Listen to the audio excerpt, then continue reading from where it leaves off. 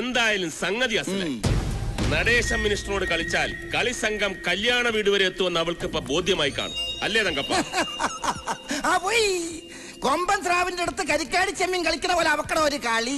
അന്ന് അവക്കട വീട്ടിൽ പോയി കാല് പിടിച്ച് പറഞ്ഞതാ കേസ് പിൻവലിച്ചെന്ത് പണ്ടാരം വേണമെങ്കിലും ചെയ്യാം. അപ്പൊ നടേശൻ സാറ് വരും ഒരു മൈ തങ്കപ്പ ഞാൻ പറഞ്ഞിട്ടുണ്ട്. അതല്ല, ഒരു മൈ ഗുണാഞ്ചനാണെന്ന് കരുതിക്കാണെന്ന് പറഞ്ഞതാ. അത്രേ ഉള്ളൂ. എന്നാ പറഞ്ഞു? സാറ് വിചാരിച്ച് മറ്റതാണെന്നാ. അത് ഞാൻ നിർത്തി. അന്ന് അവക്കട മട്ടും പാവം കാണണമായിരുന്നു. ഭദ്രകാളിയല്ലേ ഭദ്രകാളി. എന്നാലും ഈ കാര്യം ഇന്നലെ തന്നെ അവന്മാരെന്നെ വിളിച്ചു പറയാതിരുന്നത് വളരെ മോശമായി പോയി. അവർ ഇന്നലെ ഇങ്ങോട്ട് വിളിച്ചിരുന്നു എന്നാ പറഞ്ഞേ. എന്നിട്ട് സാർ ഔട്ട് ഓഫ് റേഞ്ചിലാണെന്ന് സാറിന്റെ PA പറഞ്ഞു. ആ തെണ്ടി എങ്ങനെ പറഞ്ഞു? ചൊരണ്ട് മലയാളി ചൊരണ്ട്, സ്വർണവർഷം നിന്നെ കാത്തിരിക്കുന്നു. എന്താ സ്വർണം കിട്ടാനും സമ്മതിക്കല്ലേ ഇയാള്? തങ്കപ്പൻ ഇരിയടോ. വേണ്ട സാറേ, സാർ എനിക്ക് ഒരുപാട് ഫ്രീഡംസ് തന്നിട്ടുണ്ടെങ്കിലും ഞാൻ എന്റെ റെസ്പെക്ടാലിറ്റി നോക്കണ്ടേ? തെറ്റിയല്ലേ? തെറ്റി തെറ്റി തെറ്റി. സാർ എടോ, ഞാൻ കേട്ടത് നേരാണോ? സാർ എന്താ കേട്ടതെന്ന് ഞാൻ കേട്ടില്ലല്ലോ. കണ്ടാ, ഞാൻ ഇന്നലെ ഔട്ട് ഓഫ് റേഞ്ചിലായിരുന്നെന്ന് ആ മണ്ഡലം സെക്രട്ടറി വിജയകുമാറും പങ്കയാശനും വിളിച്ചു ചോദിച്ചപ്പോ താൻ പറഞ്ഞു. അത് പിന്നെ അവര് വിളിച്ച് രാത്രി 10 മണിക്കാ. സാർ ഇന്നലെ പേഴ്സണൽ ഗസ്റ്റ് ഹൗസിലായിരുന്നല്ലോ, അതുകൊണ്ടാ അങ്ങനെ പറഞ്ഞേ. അതവൻ പറഞ്ഞത് നേരാ. ഗസ്റ്റ് ഹൗസിൽ ചെന്നാ 8 മണിയാവുമ്പോഴേക്കും സാർ ഔട്ട് ഓഫ് റേഞ്ച് ആവും. 9 മണിയായാല് സ്വിച്ച് ഓഫ് ആവും. അല്ല, ഈ വീക്കിൽസ് ഒന്നും നമ്മുടെ അണികൾക്ക് അറിയില്ലല്ലോ. അറിഞ്ഞാലും നടേശൻ ഒരു ചുക്കുമില്ല. തങ്കപ്പ, എന്തോ ഈ മന്ത്രിപ്പണി എന്ന് പറയുന്നത് തന്നെ പോലെ ചുമ്മാ MLA പണിയല്ല. നാട്ടുകാരോടും കൂട്ടുകക്ഷികളോടും പ്രതിപക്ഷത്തോടും ഒക്കെ വികസനം എന്ന് പറഞ്ഞ് വായിട്ടലിച്ച് ഓരോ പദ്ധതികൾ ഉണ്ടാക്കി 10 കാശുണ്ടാക്കുമ്പോ മനുഷ്യന്റെ ഊപ്പാട് വരും. അപ്പൊ ചില വീക്ക്നെസ്സുകളൊക്കെ ആകാം. ഈ ടെൻഷന്റെ ഇടയിൽ ചില റിലാക്സേഷൻ ഒക്കെ വേണ്ടേ? ഏത് അതെ, മറ്റു മന്ത്രിമാരെ പോലെ അത്ര വലിയ കുഴപ്പമൊന്നും നടേശൻ സാറിനില്ല. വെറും സിമ്പിൾ 3 വീക്ക്നെസ്. MPL. അതെന്നത് MPL? ഞാൻ പുതുതായിട്ട് കേൾക്കാന്നല്ലോ. മണി, പവർ ആൻഡ് ലേഡീസ്. പച്ച മലയാളത്തിൽ പറഞ്ഞാൽ പേ. പണം, പദവി, പെണ്ണ്. മുഴുവൻ വീക്ക്നെസ്സുകളുള്ള മന്ത്രിമാരുടെ ഇടയിൽ വെറും 3 വീക്ക്നെസ് ഉള്ള ഞാൻ ആദർശിതിരുന്നല്ലോടോ. അല്ലേലും ഇച്ചിരി വീക്ക്നെസ് ഇല്ലാത്തവരായിട്ട് ആരാ ഉള്ളേ? അതുള്ളതാ. ദേവലോകം ഭരിച്ചിരുന്ന ഹൈക്കമാൻഡ് ദേവേന്ദ്രൻ വരെ എത്ര പെണ്ണുങ്ങളാണ് പീഡിപ്പിച്ചിട്ടുള്ളത്. അതെ, ദേവേന്ദ്രൻ ആയതുകൊണ്ട് അത് എഴുതി തള്ളി. ഈ പെണ്ണുങ്ങളൊക്കെ കേസ് കൊടുക്കാൻ പോയ ദേവേന്ദ്രന്റെ സ്ഥിതി എന്താകും? ഇത് ചുമ്മാ മോഹം കൊണ്ടൊന്ന് കൈമാറി കയറി പിടിച്ചെന്ന് വെച്ച് അല്ല, എനിക്ക് അറിയാൻ മേലാ ഞാൻ ചോദിക്കുക. IAS-കാരും IPS-കാരും പിടിച്ചോ മന്ത്രി പിന്നെ ബഹളം വെക്ക. ഇവിടെ മോണിക്ക വിസ്കിയ. തെറ്റിയല്ലേ? തെറ്റി. മോണിക്ക 11. നടേശൻ സാറ് വേണ്ടാന്ന് പറഞ്ഞിട്ടല്ലയോ? ഇല്ലേൽ അവളുടെ പില്ലറടിച്ചതൊക്കെ ഫൗണ്ടേഷൻ ഞാൻ ഇളക്കത്തില്ലായിരുന്നോ? അതൊന്നും വേണ്ട പാപ്പച്ച. അല്ലാതെ തന്നെ ഞാൻ അവളെ എന്റെ കാൽച്ചുവട്ടിൽ കൊണ്ടുപോയി. മിനിസ്റ്റർ നടേശൻ ഒന്ന് ആഗ്രഹിച്ചാൽ അത് നേടിയേ അടങ്ങും. കേസിന്റെ വിധിയൊന്ന് വന്നോട്ടെ. വിധി എന്തോ ആയിക്കോട്ടെ. തോറ്റാലും ജയിച്ചാലും ഞാനതിന് കാര്യമാക്കുന്നില്ല. ഇപ്പൊ തന്നെ ഒരു ജീവപര്യന്തം ശിക്ഷ അനുഭവിച്ചതിന് തുല്യായി. ജീവപര്യന്തം ശിക്ഷ അനുഭവിച്ച ഒരാൾക്ക് വധശിക്ഷ കൂടി കൊടുക്കണമെന്ന് ഒരു കോടതിയും പറയില്ലല്ലോ. അത് തന്നെയാ ഞാനും പറയുന്നത്. വിധി ന്യായൊന്നും കേൾക്കാൻ അമ്മ ഇനി കോടതി വരാൻ പോയി കാത്തിട്ട് നിൽക്കണ്ട. നമ്മൾ ഒരുമിച്ച് നാളെ കോളേജിലേക്ക് പോകുന്നു. വേണ്ട മോനെ, ആളുകൾ കൂടിനടുത്ത് പോകാൻ എനിക്കിപ്പോ പേടിയാ. ഇനി കുത്തുവാക്ക് കേൾക്കാൻ വയ്യ. അമ്മ ആരൊന്നും പറയില്ല. മുഖ്യമന്ത്രിയുടെ കയ്യിൽ നിന്ന് ഞാൻ പ്രൈസ് വാങ്ങുന്ന കാണാൻ എന്റെ അമ്മ മുൻനിരയിൽ തന്നെ ഉണ്ടാവണം. എന്നാലും ഇല്ല. പിന്നെ എന്റെ പൊട്ട സ്കൂട്ടറിന്റെ ബാക്കിൽ അമ്മ ഇരുത്തിക്കൊണ്ടുവന്ന കാര്യം ഓർക്കുമ്പോഴാ ആ ലേഖയും ജൂലി എന്നെ കണ്ടപ്പം തുടങ്ങും. എന്റെ പൊന്നു രമേശ, ഈ പാട്ട് വണ്ടി കളഞ്ഞിട്ട് ഒരു ബൈക്ക് വാങ്ങിക്കൂടെന്ന്. 999 രൂപ ഡൗൺ പേയ്മെന്റ് ബൈക്ക് കൊടുക്കണ എന്റെ പരിസരത്തിൽ ഒരു പേപ്പറും കൊണ്ടുവന്നു. ഇവിടെ എവിടെയോ കാണണോ അത്? ഈശ്വരാ, അമ്മയൊന്ന് സമ്മതിച്ചെന്നാ മതിയാ.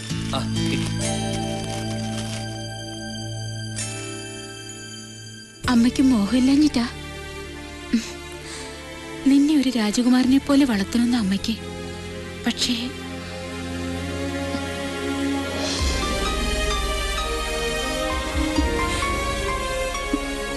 മോന്റെ അച്ഛനുണ്ടായിരുന്നെങ്കിൽ ഇപ്പോ. അയ്യേ കരയ്യ. എനിക്കറിഞ്ഞൂടെ അച്ഛന്റെ കടങ്ങൾ വിട്ടാൻ അമ്മ പെടുന്ന പാട്. പിന്നെ അതിന്റെ കേസ്, വക്കീൽ ഫീസ് ഒക്കെ എനിക്കറിയാം. ബൈക്ക് ഉടനെ വാങ്ങുന്ന കാര്യമല്ല ഞാൻ പറഞ്ഞത്. നമ്മുടെ കടങ്ങളൊക്കെ തീർന്ന് സ്വസ്ഥമായിട്ട്. അല്ല, അപ്പോഴേക്കും ഞാൻ സമ്പാദിച്ചു തുടങ്ങില്ലേ? അപ്പൊ പിന്നെ നമ്മ നോക്കിയോ, ഈ വാടക വീട് മാറി പണ്ട് നമുക്കുണ്ടായിരുന്ന കൊട്ടാരം പോലെ ഒരു ബംഗ്ലാവ് പണിത് എന്റെ അമ്മയെ ഞാൻ അതിലെ മഹാറാണിയാക്കും. അമ്മ മഹാറാണി. എന്നിട്ട് ബെൻസ് കാറി കയറി അമ്മയ്ക്ക് ഏറ്റവും ഇഷ്ടപ്പെട്ട സിംലയിലേക്ക് ഒരു ടൂർ. എന്താ? പക്ഷെ നാളെ അമ്മ മഹാറാണി എന്റെ പൊട്ട സ്കൂട്ടറിൽ തന്നെ വരേണ്ടി വരും. വരില്ലേ? വേണോ? വേണം. നാളെ നമ്മൾ ഒരുമിച്ച് കോളേജിൽ പോകുന്നു. യോയോ യാ യാ.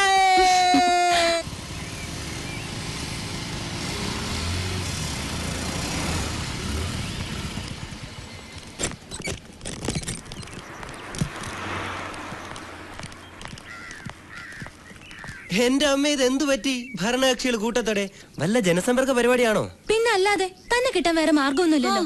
ഇവിടുത്തെ ലാൻഡ് ഫോണിൽ വിളിച്ചപ്പോ ഈ നമ്പർ നിലവിലില്ലെന്നാ പറയുന്നത്. അത് കട്ടായിട്ട് കുറച്ചു നാളായി. എങ്കിൽ പിന്നെ ഈ രമേശിന് ഒരു സെൽഫോൺ വാങ്ങിക്കൊടുത്തൂടെ? അല്ല, അതിനു വേണ്ട ഭൂകമ്പം ഇപ്പൊ എന്താ ഉണ്ടായേ? രമേശ, ജൂബിലി സെലിബ്രേഷന് സിനിമാ നടൻ മമ്മൂട്ടിയെ കൊണ്ടുവരാൻ നേറ്റത് ലേഖയില്ലേ? ആ, അത് പൊളിഞ്ഞ്.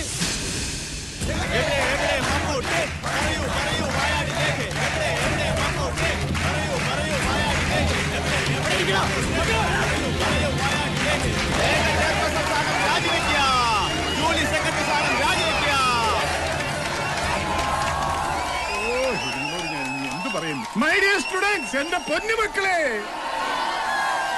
നമ്മുടെ കോളേജിന്റെ ചരിത്രത്തിലെ അവിസ്മരണീയമായ ഒരു സുദിനമാണിന്ന്. ദേവിയിൽ നിങ്ങൾ ബഹളം ഉണ്ടാക്കരുതെന്ന് ഞാൻ അഭ്യർത്ഥിക്കുന്നു. ഓ, ഈ കഴിവേറി മക്കള്! നായ നടുക്കടലിൽ ചെന്നാലും നക്കിയെ കുടിക്കുള്ളെന്നാ വചനം. അതൊരു പഴഞ്ചൊല്ലല്ലേ? ഞാൻ ഉണ്ടാക്കിയ ഒരു വചനാണെന്ന് വെച്ചോ. ആ ലേഖയുടെ വാക്ക് കേട്ട് അച്ഛൻ തുള്ളുമ്പോഴേ ഞാൻ പറഞ്ഞാണ് സൂക്ഷിക്കണം. എവിടെയാ അവള്? മമ്മൂട്ടിയുടെ മുമ്പിൽ ഡാൻസ് ചെയ്യാൻ കിട്ടിയ അവസരം ഞാനിന്ന് കലക്കും. മൊത്തം കലങ്ങാതിരുന്നാ മതി. അതൊക്കെ രമേശ് നോക്കിക്കോളൂ. അവിടെ ഇരിടി. മുഖ്യമന്ത്രി എത്താൻ വൈകും. മമ്മൂട്ടി എത്തിയിരുന്ന ഉദ്ഘാടനമെങ്കിലും നടത്താമായിരുന്നു. ലേഖ എവിടെ? എവിടെ അവള്? അവളിപ്പോ വരൂ. അതോ മുങ്ങ സത്യം പറഞ്ഞോളെ. നിന്റെ ഒരു ഒറ്റ ആളുടെ ബലത്തിലാ ഈ കുരിശെടുത്ത് ഞാൻ തോളെ വെച്ചത്. വല്ലതും നടക്കുവോ? ധൈര്യമായിട്ടിരിക്കച്ചോ. മമ്മൂട്ടി മാത്രല്ല, മോഹൻലാലും എത്തും. സത്യമാണോ? അവസാനം ഞാൻ ഈ കോളേജിൽ നിന്ന് ഓടേണ്ട അവസ്ഥ ഉണ്ടാക്കരുത്. ഓടിയാൽ ഒളിക്കാൻ ഒരൊറ്റ പള്ളി പോലും ഇല്ല. എല്ലാം പൂട്ടിയിട്ടിരിക്കുക. കർത്താവാണ് അതിന്റെ അകത്ത് പെട്ടും പോയി. അച്ഛൻ എന്തായാലും അതുപോലെ വിടില്ല. ധൈര്യമായിട്ട് അനൗൺസ് ചെയ്തോ. സൂപ്പർ സ്റ്റാറുകൾ പുറപ്പെട്ടു കഴിഞ്ഞാച്ചോ. സത്യമാണോ? തനിക്ക് മനസ്സിലായോ ഇപ്പൊ എന്റെ പിള്ളേരുടെ ചോണ? എനിക്ക് മമ്മൂട്ടിയുടെ കൂടെ വന്നൊരു ഫോട്ടോ എടുക്കണം. ഞാനും കുറെ നാൾ നടന്നതാണ് അഭിനയിക്കാൻ. താൻ പാടോ ഒന്ന് അനൗൺസ് ചെയ്തിട്ടേ ബാക്കി കാര്യമുള്ളൂ. ഹലോ നന്ദിനി.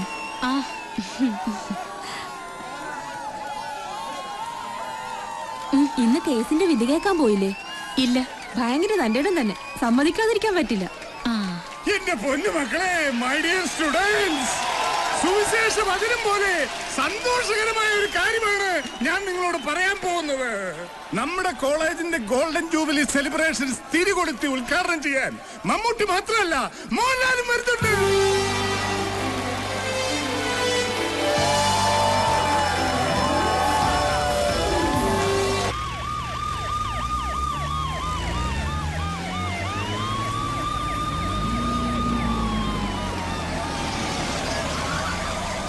ബഹുമാനപ്പെട്ട മുഖ്യമന്ത്രി ഇതാ എത്തിക്കഴിഞ്ഞിരിക്കുന്നു.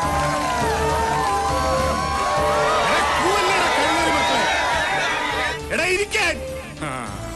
ഇനി ആരും ഒരക്ഷരം പോലും മിണ്ടിപ്പോവാൻ. ക്ഷമിക്കണം, മുഖ്യമന്ത്രിക്ക് പകരം ബഹുമാനപ്പെട്ട ആഭ്യന്തര മന്ത്രിയാണ് മക്കളെ വരുന്നത്. അച്ഛോ, ഇതും മാസ്ക് ആണോ? മാസ്ക് അല്ലടാ, കോപ്പ്. ഒറിജിനൽ മന്ത്രിയാ വരുന്നത്. അല്ലടോ? അതെ അതെ അതെ.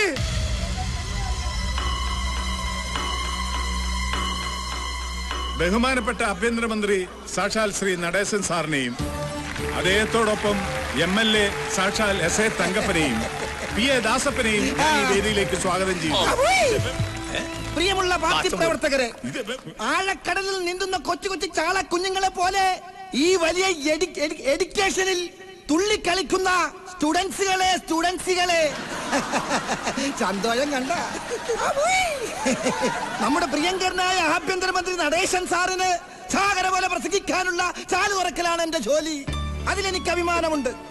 പ്രിയമുള്ളവരെ, ഞാനും എന്റെ പാർട്ടി SDCPയും ഇന്ന് വളരെ സന്തോഷത്തിലാണ്. കാരണം സുനാമി തിര പോലെ രാഷ്ട്രീയ ജീവിതത്തിൽ നിന്നും നടേശൻ സാറിനെ തുടച്ചു മാറ്റുമായിരുന്ന ഒരു വലിയ കേസിന്റെ വിജയമറിഞ്ഞ സന്തോഷത്തിലാണ് ഞങ്ങൾ എല്ലാവരും. കടലമ്മയുടെ കൃപയാൽ കോടതി നടേശൻ സാറുടെ കൈകൾ പരിശുദ്ധമാണെന്ന് പ്രഖ്യാപിച്ചു കഴിഞ്ഞു. കഴിഞ്ഞ 20 വർഷമായി തോൽവി എന്തെന്നറിയാതെ ഈ രാജ്യം ഭരിച്ച് ഭരിച്ച് ഭരിച്ച് ഒരു നിലയിലാക്കിയ നമ്മുടെ അഭിമാന സ്തംഭനമാണ് നടേശൻ സാറ്. ഇനിയും ഇതുപോലെ 100 കേസുകൾ ഉണ്ടാക്കട്ടെ എന്നും അതെല്ലാം വിജയിക്കട്ടെ എന്നും ആശംസിക്കുന്നു. ജയ് ജയ് SDCP. ജയ് ജയ് SDCP. ജയ് ജയ്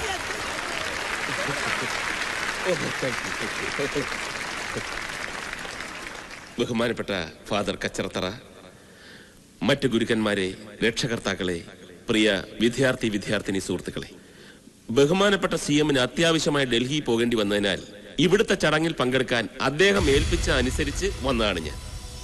MLA തങ്കപ്പൻ പറഞ്ഞതുപോലെ ഞാൻ ഇന്നേറെ സന്തോഷവാനാണ്. സത്യാന്വേഷിയായിരുന്ന മഹാത്മാഗാന്ധിയുടെ പാത പിന്തുടരുന്ന ഒരു എളിയ രാഷ്ട്രീയ പ്രവർത്തകനാണ് ഞാൻ. ആ എന്നെ ഒരിക്കലും ദൈവവും നിങ്ങളും കൈവിടില്ല. അതാണ് എന്റെ സന്തോഷം. നാടിനു വേണ്ടി നിസ്വാർത്ഥമായി പ്രവർത്തിക്കുന്ന എന്നെ പോലുള്ളവർക്കെതിരെ അധികാര കൊതിയന്മാർ അഴിമതി ആരോപണങ്ങൾ ഉന്നയിക്കുന്നത് സ്വാഭാവികം. പക്ഷേ നമ്മുടെ വ്യക്തിത്വത്തെ തേജോവധം ചെയ്യാൻ ആരെങ്കിലും ശ്രമിച്ചാൽ നമുക്കത് സഹിക്കാനാവുമോ? അതും സ്വന്തം വകുപ്പിലെ ഉത്തരവാദിത്തപ്പെട്ട തസ്തിക കൈകാര്യം ചെയ്യുന്ന ഒരു സ്ത്രീ.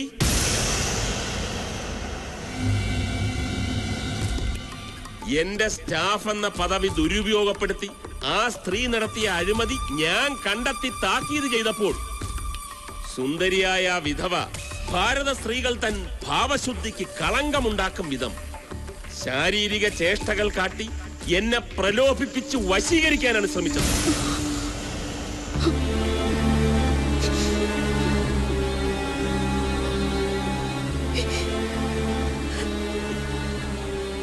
ഈ വിദ്യ ഇതിനു മുമ്പും പലരോടും പല പ്രാവശ്യം ആ സ്ത്രീ പ്രയോഗിച്ചിട്ടുണ്ട്. എന്നാൽ ഞാനതിന് വഴങ്ങില്ല എന്ന് കണ്ടപ്പോൾ ഒരു അഭിസാരികയുടെ ചാരിത്ര്യ പ്രസംഗം പോലെ ഇല്ലാത്ത പീഡനത്തിന്റെ കഥ പറഞ്ഞ് എന്റെ പേരിൽ ഒരു അപകീർത്തി കേസ് നൽകി. പക്ഷേ സത്യം ജയിച്ചു. കോടതിക്ക് എന്റെ നിരപരാധിത്വം ബോധ്യമായി. ഇത്രയൊക്കെ സംഭവിച്ചെങ്കിലും എനിക്ക് അവരോട് പ്രതികാരമില്ല. ചെയ്ത തെറ്റ് മനസ്സിലാക്കി പശ്ചാത്തപിച്ച് മാപ്പപേക്ഷിച്ചാൽ എല്ലാം മറക്കാനും പൊറുക്കാനും ഞാനിപ്പോഴും തയ്യാറാണ്. പക്ഷേ ഇനിയെങ്കിലും സ്വന്തം സൗന്ദര്യം മാന്യമായി ജീവിക്കുന്നവരെ ഉപദ്രവിക്കാൻ വേണ്ടി ഉപയോഗിക്കരുതെന്നും മാന്യതയുടെ മുഖംമൂടി അണിഞ്ഞ് ഒരു കുലടയായി ജീവിച്ച് ഈ സമൂഹത്തെ നശിപ്പിക്കരുതെന്നും ഈ അവസരത്തിൽ ഞാൻ അവരെ ഓർമ്മിപ്പിക്കുന്നു.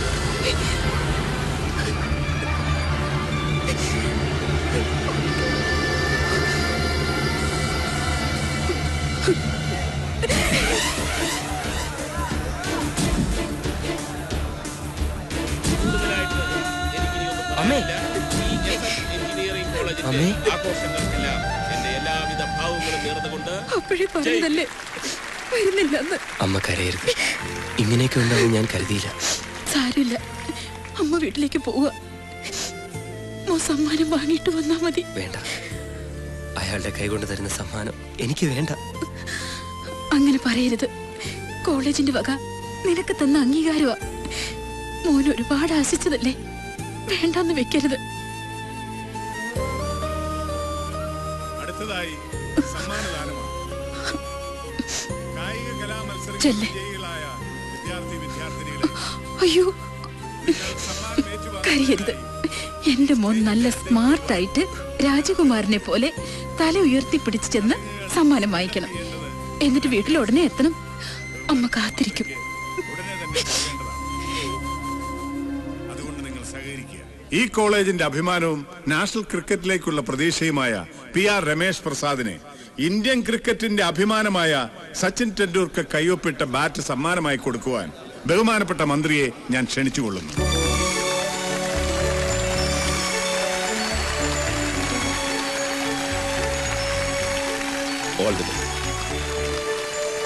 ഇനി 2 വാക്ക് പറയുവാൻ രമേശിനെ ഞാൻ ക്ഷണിക്കുന്നു.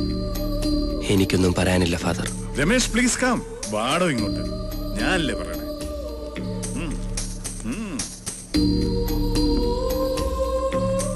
എന്ത് പറയണമെന്ന് എനിക്കറിയില്ല. ഒരു മകനും എന്റെ ഈ അവസ്ഥ ഉണ്ടാവരുതെന്ന് ഞാൻ പ്രാർത്ഥിക്കുകയാണ്. നീചനായി മന്ത്രി പറഞ്ഞത് മുഴുവൻ കള്ളമാണ്. എന്റെ അമ്മ പാവമാണ്. ഈ മിനിസ്റ്റർ MLA കൂടെ ഞങ്ങളുടെ വീട്ടിൽ വന്ന് കേസ് പിൻവലിക്കണമെന്നും അല്ലെങ്കിൽ ജീവനോടെ വെച്ചേക്കില്ലെന്നും പറഞ്ഞ് ഭീഷണിപ്പെടുത്തി. അമ്മ വഴങ്ങില്ലെന്ന് കണ്ടപ്പോ കാല് പിടിച്ചു മാപ്പ് പറച്ചിലായി. ഒരു തെറ്റും ചെയ്തിട്ടില്ലെങ്കിൽ പിന്നെ എന്തിനു ഇവരെങ്ങനെ ചെയ്തു?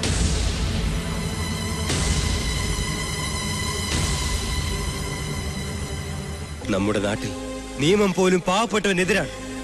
പണത്തിന്റെയും പദവിയുടെയും സ്വാധീനം കൊണ്ട് മാത്രമാണ് ഇയാൾ ഈ കേസിൽ ജയിച്ചത്. തെമ്മാടിത്തരം പറയുന്നൂടെ കഴിവേറി. വേശ്യയുടെ മകന്റെ ഒരു വേദവാക്യം. എന്റെ അമ്മേനെ എന്താ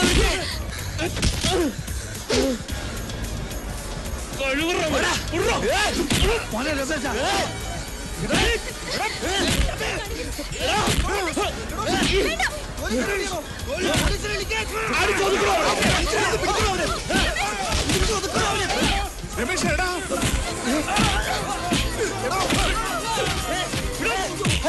അവന്റെ കാര്യം പിന്നെ നോക്കാം. ആദ്യം മിനിസ്റ്ററെ രക്ഷിക്ക്. എങ്ങനെയെങ്കിലും നടേശത്താലെ രക്ഷിക്കണോ? അവനെ വെറുതെ വിടരുത്.